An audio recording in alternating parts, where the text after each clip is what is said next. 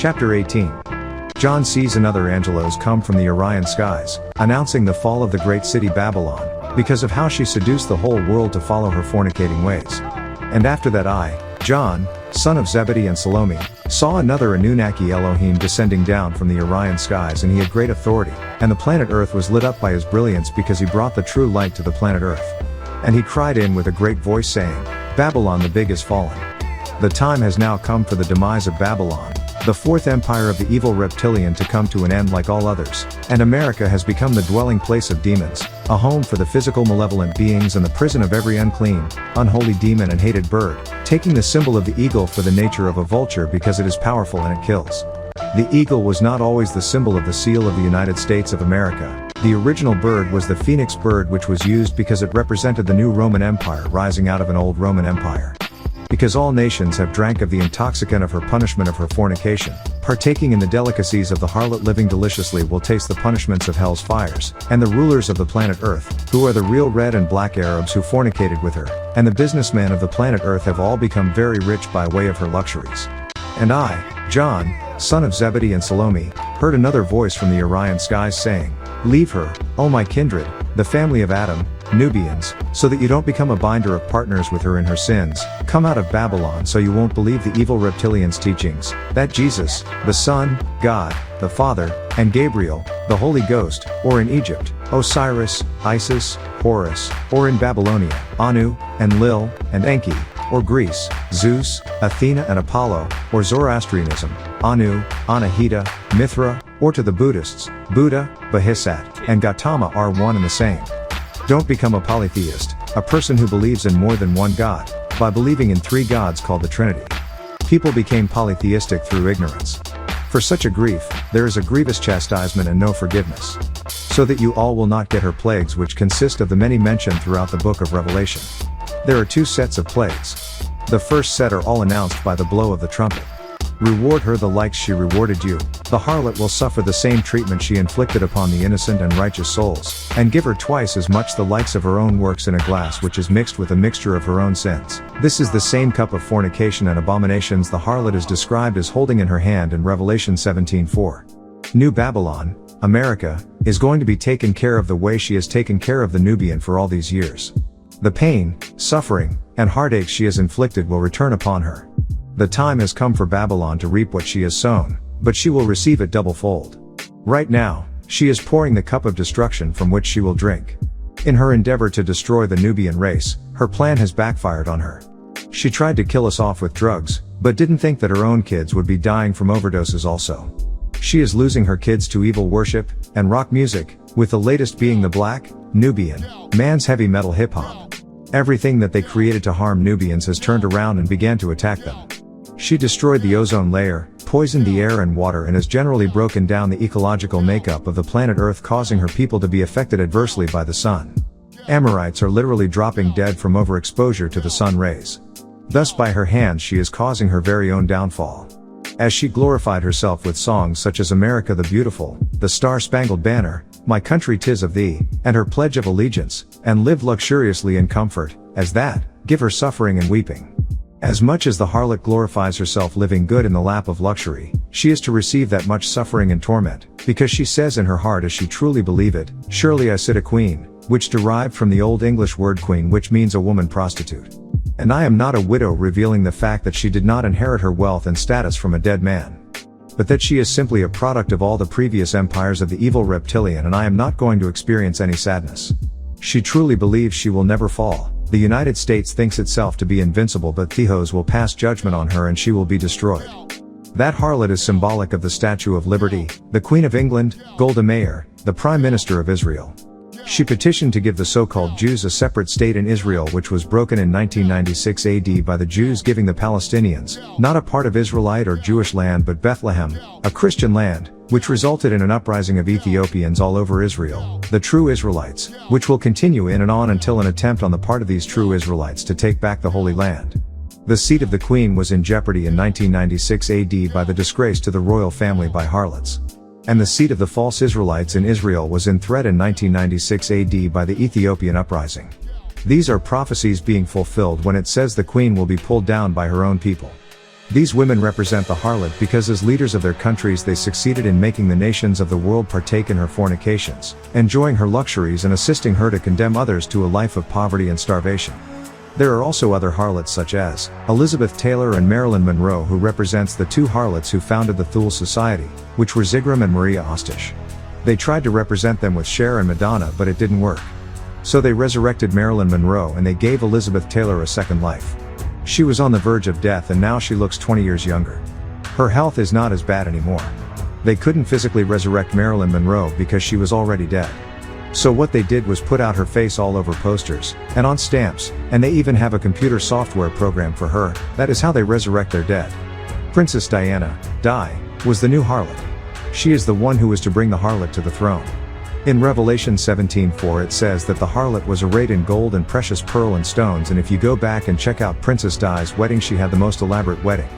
They want to dethrone the royal family because they are an embarrassment by bringing scandals about money, sex, infidelity, etc.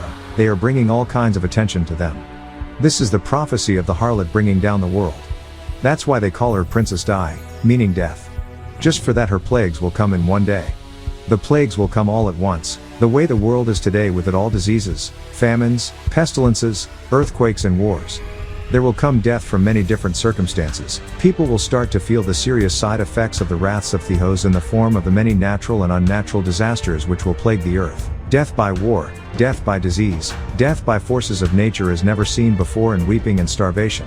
The people of America shall cry from their misery, and some will die from their inadequate water supplies and food shortages, devastating effects of mass famine and droughts, and she will burn by a fire because Theos has power and he has passed judgment on her. For the first time ever a world war will be fought on America's soil. Nations of the world will fight a fierce war against her, bringing destruction never felt before in the shores of the USA. And there will be crying and weeping because of her, when those who have fornicated with the harlot and enjoyed the luxuries afforded them because of their relationship with her, see her destruction. They will be exceedingly sad because they will see their own world go up in smoke.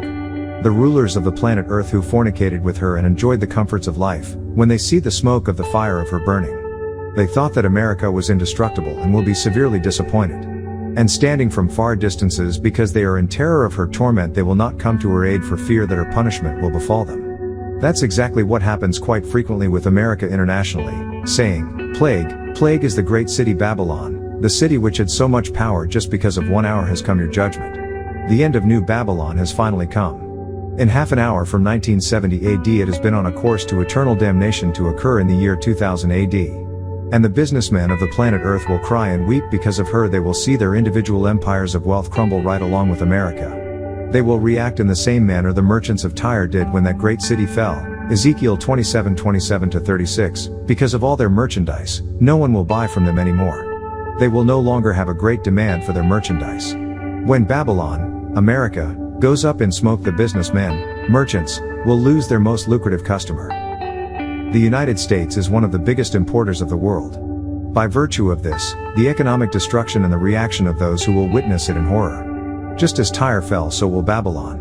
The merchandise of gold and of silver and precious stones and pearls and silks of purple and silks of red and all kinds of expensive woods and every pottery from ivory and every pottery of precious stone and brass and iron and marble. From this you can see that this great city Babylon is very wealthy. These list of imports and exports in this verse and the next that this power controls, is impressive. And cinnamon and merchandise of frankincense and perfumes and intoxicants and oil and fine flour and wheat and livestock and sheep and horses and chariots and slaves. Who are you? The Nubians, and are still the slaves of the Amorite after all these years. They are the dead blacks, Negroes, who out of their trust in the Caucasian man eagerly slave for him from Monday to Friday, all for the mighty dollar bill and the very spirits of nation of people with all the money they acquire from the merchandise. They want people to kill other people. The Amorite has no regard for life if it's in the way of his physical fulfillment of wealth. It's all a part of the crumbling of this decadent society. Its very fiber is shredding apart. And fruits that your spirit lusted after, such as prostitutes, yet no more whores and harlots will be available and are separated from you, and all kinds of things which are small and needed, disappeared. Every convenience of everyday living will be gone. The basic necessities of life will be a thing of the past. No more import-export trade will mean an end to having the things that Americans normally take for granted. The things which made the businessmen rich are now standing far away from them. Businessmen will have no more business to tend. The Donald Trumps and Adnan Khoshagis and the Murdochs of the world will have no more wheeling and dealing, for even the hub of the new Babylon, Wall Street, will be crushed. They will realize that their fate is tied up with America's because of the fear of the pain they cry and weep. They will experience the devastation of their whole world right before their eyes. Saying, plagued, plagued is the great city which was wrapped in silk and purple and red-colored mask of gold and precious stones and pearls, which is used as a veil of wealth to conceal all its evils. On the outside, America looks like a beautiful gem. It has lured many innocent victims into its shores. Because in 1 hour will be destroyed great riches. In just one swoop, the empire of New Babylon will fall, and all its glitter and wealth will be destroyed, and all her leaders and all those who accompany with sailors and ships and all who work in the sea, they too will stand far away. The Persian Gulf, Suez Canal and Panama Canal will all be cut off from American control and trade. And they all cried when they saw the smoke of her burning, saying, who resembles this great city? As they cry, they do so in compassion for the New Babylon, who at one time was marveled at for its uniqueness. Today, people consider no place on earth to be like the USA. No nation on the planet Earth can compare to the United States. Its culture and influence dominates the world. They will see the glorious America go up with the smoke of its burning, which will cause them to cast dust upon their heads, an act of sorrow and dismay. And they cast dust upon their heads and cried in a loud cry, weeping, saying, plagued, plagued, at last the great city, the New Babylon, USA, with whom they all became rich, which had ships in the sea, all nations and businessmen of the world who traded with the United States from buying by way of her costliness and cause herself, and those who associate with her to suffer a great loss because of the expensive lifestyle the inhabitants of her shores have become accustomed to. Because of this, in 1 hour it will be destroyed. So be happy because of her. Not everyone will be sad to see Babylon completely destroyed. Some will rejoice because of her demise. O you who are in the Orion skies, who are the 24 elders and those souls who had already been slain because of righteousness. O you who are the holy apostles and prophets, newsbearers, who delivered messages to chosen men and women because Theos sentenced her for you. And there rose a strong Anunnaki Elohim with a very large millstone, which was the upper stone of the rubbing mill, and cast it into the sea, saying, by violence will this city Babylon receive her destruction, the same as it ruled the world and wreaked so much havoc and confusion throughout the planet Earth, and will not be found any more after that. When she falls, there will be no other empires like hers to come ever again.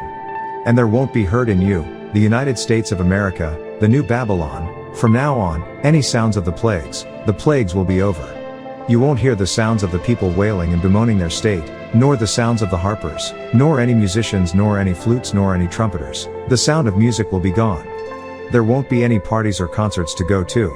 No more music videos, and no craftsmen or skills of any kind will be found in you, and the sound of the millstone won't be heard in you after this at the end.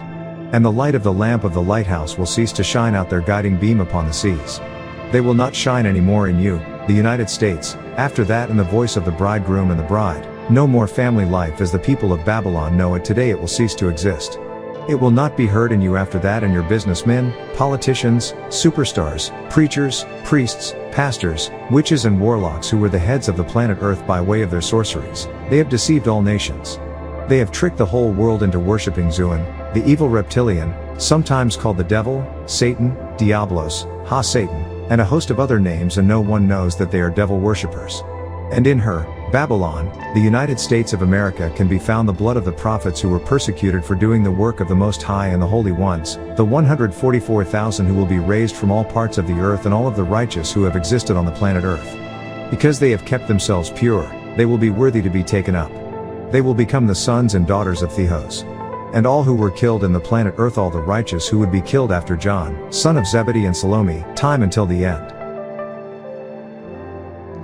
Chapter 19.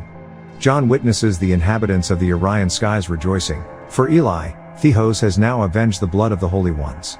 And after these things I, John, son of Zebedee and Salome, heard a big voice of many crowd in the midst of the Orion skies, which were the 144,000 who are now in heaven, saying, Praise, O Master, Yeshua, salvation, glory and power belong to our Elohim.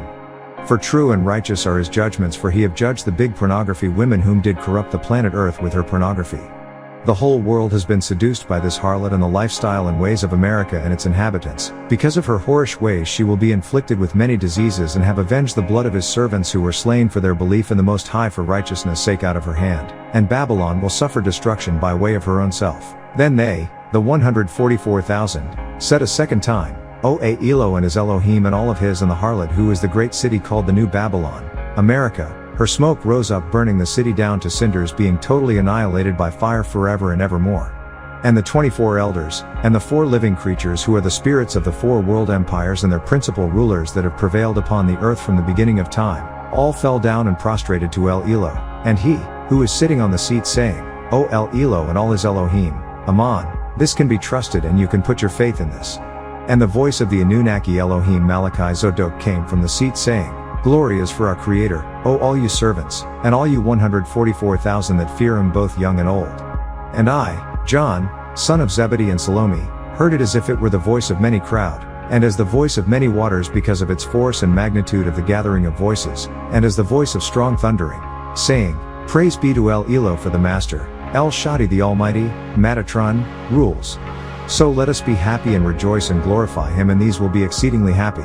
They will rejoice and praise Theos for their having succeeded, becoming victorious over the harlot and the evil reptilians' empires, because the wedding of Tammuz called the Messiah Jesus, the Lamb has indeed come and his bride is ready. The congregation of the Holy Tabernacle Ministries are ready for the return of the Messiah. The 144,000 have been raised and taken up in the group of righteous people, who have prepared themselves for the return of the Messiah, by washing their robes white in the blood of the Lamb, meaning they have made themselves pure by sacrificing and being persecuted like the Messiah Jesus, are now ready for his return. Some will know the truth but will prefer to live the lifestyle of the devil, forsaking their place with righteous. It is very sad to see that many have fallen asleep, just as the brides whose lamps ran out of oil in the parable of the brides in Matthew 25 1-13. No man knows the hour of the Messiah's return, and it seems that only the Holy Tabernacle Ministries will be ready. And she, the congregation of the Holy Tabernacle Ministries, was given pure white linen to wear, because the white linen is the dress of the righteous holy ones. So he, the Anunnaki Elohim Malachi Zodok said to me, John, son of Zebedee and Salome, write, Blessed are all those who are called to the feast of the dinner for the wedding of Tammuz, the Lamb. John, the son of Zebedee and Salome, was commanded several times throughout the vision of Revelation to write down what he saw, Revelation 1:11 and 19, 2-1, 8, 12 and 18, 3-1, 7 and 14, 14-13, 19-9, and 21-3. He was told only once not to write down the words recited to him from the little book. That was the reading of El's Quran, not to be written down by John, because that book would be revealed to another, Mustafa Muhammad al-Amin. And he, the Anunnaki Elohim Malachi Zodok said to me, John son of Zebedee and Salome, this is the word of Theos which is fact beyond any doubt. The words of this prophecy, which John witnessed and was responsible for recording, are nothing but the facts. So I, John, son of Zebedee and Salome, fell down between the Anunnaki Elohim Malachi Zodok's feet to prostrate to him. But he said to me, Look, don't do that, do not worship me, worship is for El Elo, Eli, Anu, Theos only. I am your fellow servant in the Elohims, and your brother with them which bear witness of Ha-Mashiach Yeshua. So prostrate to Elohim only for the witness of, it's just the spirit of prophecy that the Mashiach Yeshua would return in the end to claim the children of the Elohim and take those who are worthy to Ilion, the 19th galaxy called heaven by some. This is proof that the Anunnaki Elohim Malachi Zodok must have appeared to John in the form of a man. If not, then why does it say he fell down between his feet? When John saw this glorious being, he fell at his feet in submission and amazement. He was utterly astonished. The force of Melchizedek's, Malachi Zodok, presence made John feel as if he had been honored. John also in Revelation 22:8-9, falls at the feet of Malachi Zodok in reverence. Then I, John, son of Zebedee and Salome, saw the Orion skies open without the 2 cherubim, disagreeable Anunnaki, Elohim with the flaming swords guarding the gates of paradise. A pathway from the physical plane which is the planet Earth to the highest plane which is Ilion, and was prepared for John, son of Zebedee and Salome, enabling him to ascend to the heavens, and a white horse and the rider upon it whose name was honest, El-Amun and truthful, El-Sadug, and it is by justice that he judges and makes war.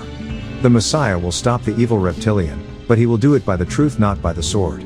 Just like his Anunnaki Elohim Malachi Zodok, who will herald his coming, the Messiah will wage a war of words against the evil one. And his eyes resembled flames of fire, the whites of his eyes were reddish. It also represents the penetrating power of his knowledge, and on his head were many crowns representative of the Israelite, Midianite and Ishmaelite nations, who were made up of many tribes, and he had a name written which no one knew about but him alone. This name or title being Soul of El Elo, Eli.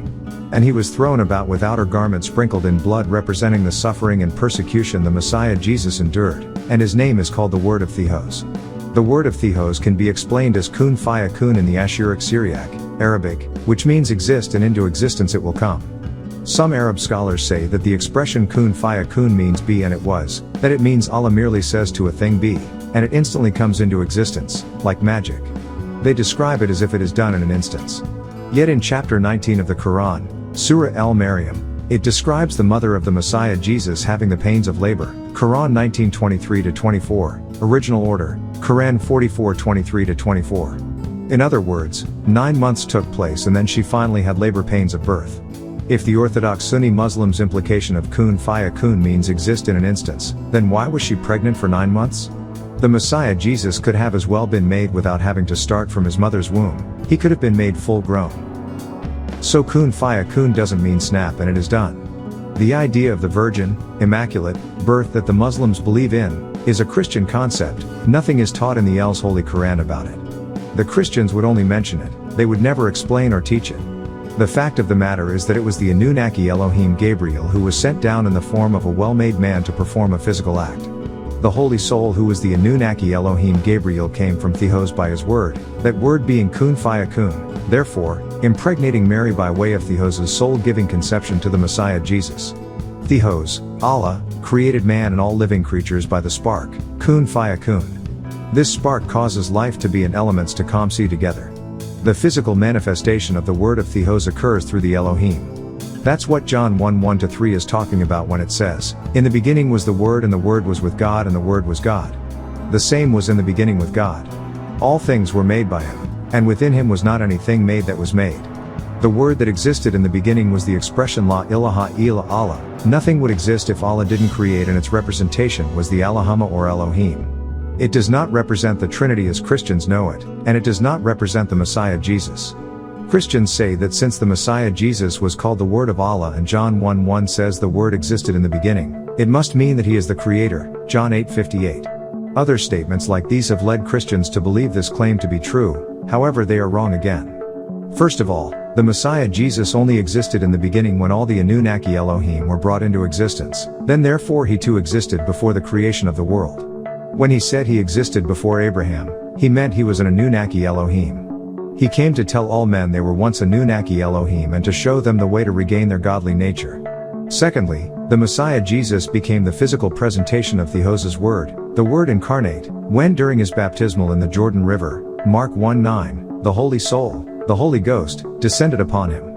This is why it says the Word became incarnate, thus he was called the Word of Theos. And the soldiers, the 144,000 and the faithful followers who have been awaiting his return, who were in the Orion skies were following him when he returns. They will follow him wherever he goes on horses of white, not the white horse spoken of Revelation 6:2, which is symbolic of degenerate weak seed of the Caucasus race, the lepers. These white horses represent purity and righteousness, and they were wearing pure white linen robes. These are real white robes. This was the cloud of white Matthew said the Messiah Jesus talked about in the book of Matthew 24:30. And from his mouth, the Messiah Jesus' message came a sword which possessed 2 edges, a tongue of truth to be able to cut of lies. His tongue is likened unto a sharp sword, just like the Anunnaki Elohim who as a lamb will come before the return of the Messiah Jesus to prepare the people and raise the 144,000.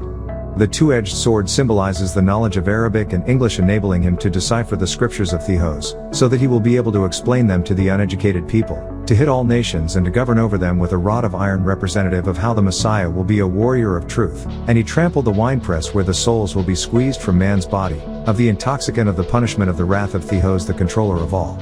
In between the time of judgment and the new day, which represents the 13th hour, or the period of time beginning after the year 2000 AD, all men will be in a state of loss except for the 144,000 and those who worked for the perfection of truth and exalted one another in patience. And he had on his robe and on his thigh that which was written, Ruler of rulers, the Kyrios of the Kyrios. And I, John, son of Zebedee and Salome, saw one of the Anunnaki Elohim standing in the sun, which was his aura shining very brightly. So he cried with a supreme voice, saying, all the birds which were crafts, to gather in the midst of the skies, come together to the supreme feast of Theos. Not the wedding feast of the Lamb. This feast is not a joyous occasion. This feast is for those who were not blessed enough to be invited to the wedding of the Lamb. So that you, the birds, can eat the flesh. This is what the feast of the birds will be. They will eat the flesh of the unrighteous, just like in the story of Abraha and the elephants. Abraha, 520-570 AD, the so-called Christian Nubian from Abyssinia, was the ambitious viceroy of Yemen. He successfully gained the title at a time when many were scrambling and arguing for this illustrious position. Abraha's main competitor for the position of viceroy was a man named Ariat, whom he invited to a duel. Ariat promptly accepted. When Abraha entered the duel, he did so with a young man named Atata to defend him against being killed by Ariat. Ariat took his spear, striking at Abraha's skull and splitting his eyebrow, nose, eye, and mouth, which is the reason that he was named Split Face. Hence, Atata killed Ariat. Abrahachel Ashram became the ruler of the army and people of Yemen accepted him. Having succeeded in his aspiration, Abraha set his mind on his next goal. He proceeded to build a magnificent cathedral at Sana'a in the hope that it would become the center of worship for all of Arabia. Hindered by the venerable Kaaba in Mecca, Abraha decided to destroy it, thereby destroying his only obstacle. Thus in 570 AD Abraha set out for Mecca with a sizable army accompanied by his trained elephant Mahmud. Because the army of invaders were mounted on elephants, this year became known as the Year of the Elephant. Abraha expressed no wish to harm the people or the town, only to demolish the Kaaba. A delegate of Meccan chiefs, of which Abdul Muttalib, Muhammad's grandfather, was included, sought out to discuss this matter with Abraha. Though they offered him a substantial monetary amount, Abraha refused, as the Qurayshan delegate refused to let any harm come to the Kaaba. On the advice of Abdul Muttalib, the people retreated to the hills and outer sectors of the city to await the next move. Abraha and his army prepared to enter the city of Mecca, making their elephants ready for battle. When Abraha's elephant Mahmud was made to face the city, Nufal bin Habib, who had been hired as a guide, took hold of his ear, commanding him to return from where he came. The elephant knelt at once, then Nufal left to join the people of Mecca in the hills. The soldiers tried every measure possible to convince the elephant to move, but it would not budge from its place. When they set it towards Yemen, it immediately got up and started off, but when they set it towards Mecca, it knelt down again. Then Allah, El-Elo, sent upon them crafts that are called birds in the Quran, birds with Injiyl, pellets. The retreating army was struck with pestilence and disease in the form of measles and smallpox. Abraha himself was so diseased that as they took him away, his fingers fell off one by one. Where each finger had been, there arose an evil pus-filled sore. By the time he reached Sana'a, he was no more than an invalid. It is said that as he died, his heart burst from his body. He was also cursed with leprosy. Els Quran 105 1-5, Original Order 19 1-5. They will eat the flesh of the rulers, who are the red and black Arabs, and the flesh of the heads, who are the leaders of the evil reptilians' empires, and the flesh of the strong, who are the ones who made war, and the flesh of the horses and the riders upon them, not the ones on horses following the Lamb. These are they who will assemble for the war of Armageddon, and the flesh of all the free and the slaves, the young and the old. And I, John, son of Zebedee and Salome, saw the beast, which were the combined efforts of the cursed seed of the evil one, to finally conquer the Messiah and his holy ones, and the rulers of the planet Earth, the same who watched in horror as Babylon the great America was destroyed. They would not help her in fear that they would fall with her, but now they will fall by the sword of the Messiah and their armies, gathered together to make war against him, the Messiah Jesus, on his return, that sat on the horse, and against his army, the 144,000. And the beast was taken, and with him the lying newsbearer, who are the fake gods and false Christs, who with his hand made signs producing fake miracles, as Simon Bar Jesus did, which he used to lead many into darkness, because they have been deceived by these lying charlatans into worshipping the evil reptilian, those who took the mark of the beast in the forehead and the hand, and those who prostrated to his image, worshipping some pale Jebusite Jesus. Both of them were cast alive into the lake of fire, which is burning with sulfur. This is the second death of the soul. You have already experienced death once. Your first death being the 9-month gestation period in the womb of your mothers. Death, the state without life, is the time before the sperm fertilized the ovum. Life, the stage of life, is when the sperm meets the ovum. Death, the next stage with life, is death. It takes place when you are in the womb of your mother, because at this point you do not take care of your own needs. All of your food, warmth, etc., comes from your mother's body. Life, the next stage with life, is birth. This begins man's lifetime on the planet Earth. In his lifetime on Earth, man's duty is to obey the Creator and to show gratitude for all of his gifts. Death, the next stage, is death. This stage is marked by the loss of the breath of life, that 2.5% of ruach, soul, which is 2.5 ounces of weight also. Death, the stage, is life after death. At this point man will be judged by his sins, and all of his agreeable and disagreeable deeds will be weighed. Death is just a transition from one stage to another. The spiritual body is the shell of the soul. The spiritual body houses the soul on the spiritual plane. When the breath of life ceases to exist in man, the ethereal cord between the spiritual and the physical body is cut, allowing this person to live a new and independent life. Likewise, the spiritual body after the breath of life ceases to exist. The soul is greater than life because when life is no more, the soul remains forever. Dying person usually sinks into the slumber of death and wakens after a period of restful transformations.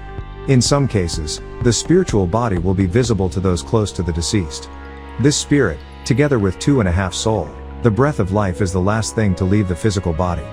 The spirit then becomes drowsy and sinks into the preliminary sleep of the spiritual plane. If the person is spiritual, they need little preparation to move on to higher spiritual planes. They may slumber here for only a short span of time. Of the person who was a highly spiritual person, their souls will pass at once to the planes or even bypass planes and go to the heavens. The soul is everlasting. At death it only rests on another plane until judgment. Death is like sleeping. The period of time between the day we die and the day our souls are resurrected is comparable to one night's sleep. Man will not realize that he has died until the day of resurrection. Once the breath of life has ceased in man, he experiences a warm feeling which is the great light. At this point he sees Muhammad Ahmad al-Mahdi, and all the souls of the righteous who passed away before him. Then he will be placed in an unlit grave, which is equal to triple darkness. The solitude will force him to reflect on his inner self. He will have no choice but to face the reality of who and what he really is. He will stay there for a period of time. For those who believed in Theos as the creator, in all of his scriptures, and made no distinction amongst any of Theos' prophets, this event will not frighten them. It is the idol worshippers who will meet this occasion in horror and fear. They will not understand it. The Christians and the Catholics call this the limbo state because you won't feel anything. This incident occurs after man experiences the great light. True believers welcome this occasion and await for the next event to occur. After this period of darkness, the two arch-disagreeable Anunnaki Elohim Munkar and Nakir will visit man in his grave and question him about his faith. They are specifically assigned to torment the coverers of the truth and those who have gone astray and resorted to all vile deeds, rape, fornication, murder, intoxication, etc. Once on the graves, the prayers of these souls will not be answered. Munkar and Nakir were the disagreeable Anunnaki Elohim who headed the 200 fallen Anunnaki Elohim with Iblis that fell from Theos' grace on their own will. These two are identifiable by bodies which have been burnt black from the evil reptilians' heat, and they have eyes which are as blue as the eyes of the physical devils on earth. These two souls shall come and sit by each being's side and torment his peace in an unlit grave. They shall question his faith in a very beguiling manner. Each soul will be asked, "What say ye of our Muhammad?" The believer will respond saying, "Ashhadu anna Muhammad Rajul Allah," which translates, "I bear witness that Muhammad is one sent from Allah." But the coverer of truth will respond by saying, "I never knew that man, Muhammad." This is because he never once let the truth enter his heart. The rewards of the believer will be that he is allowed to have a look at the place reserved for him in paradise. Then immediately after he's given a glimpse of the seat in hell he's been spared of. He sets many relatives and friends and loves one so he may rest a while without anxiety. The coverers of truth, Kaf and In, and the hypocrites, Munafiq, will be allowed to glimpse at paradise because they did not respond with the correct answers. They testified that Jesus was their sustainer and savior. They also did not acknowledge Muhammad who brought the Quran. At this time the Messiah Jesus will intercede and deny ever telling the people to worship and deify him. The demons are then sent to peel off the skin of the idol worshippers and the elements of the earth will attack them. At this time their beauty will be no more, the whiteness of their eyes will change to darkness, their faces will become dark, and the beauty of their body, which was improved by delicacies, will be no more. Their limbs will break into pieces, their skin will parch and earthworms will overcrowd them. Their repentance will be of no avail and their excuses will not be accepted when they offer them. Those who overcome the temptation of this world, by striving for the perfection through peace, truth, and patience, are the ones who will not suffer the pain of a second death. Ultimately the second death is the death of the soul. In order to determine who will be a part of the second death, the last day will occur. The second death takes place in 3 parts. First there is the day of standing, when all souls will be raised. Then there is the day of judgment when all souls will be judged according to how they lived the laws of the Most High Eli, and then there is the last day. Those who receive an atom's weight of good in case they were obedient to Eli will go to paradise to live eternally. They will no longer experience death, suffering, or pain. But those who didn't accept and live by the laws while on earth will suffer eternal damnation. This is the second death. And the rest of them were killed with the sword. Those who don't suffer death by fire will be destroyed by the truth of the Messiah Jesus which came out of the mouth of them. His doctrine will smother all falsehood that sat on the horse, and all the birds were filled from the flesh of them.